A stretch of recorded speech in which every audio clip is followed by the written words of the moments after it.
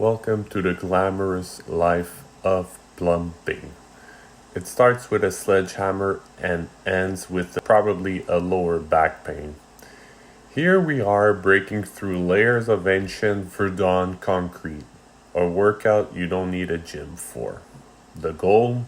Find the old drain line without turning it into Niagara Falls. Precision is key here. One wrong move and it's a mud spa. We dig, sweat, and pray that the original plumber has steady end. Spoiler, they didn't. Next up, we're gonna get ready for the cast iron surgery. Out comes the grinder and sawzall. We call this the loud and smoky part.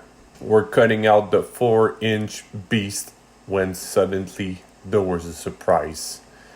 I told the client not to flush the toilet meanwhile the operation, and well, you're gonna witness with your own eyes that clearly didn't happen.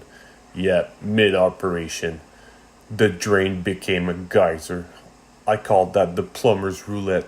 Remember folks, if your plumber is in the basement, don't flush. Please just don't flush. With the battlefield clear and casualties countered, we installed a brand new backwater valve. Not on the rising stack this time. No shortcuts.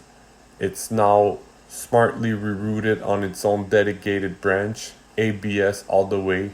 Clean, sharp, built to last. This ain't a pat job. This is code-hugging craftsmanship, as you can see here. And we'll get the time to reverse the mess. Shortly the mud will get packed back with glove and a shovel, and we shall proceed to pour fresh concrete like icing on a cake. If the cake was underground and smelled like dust and victory.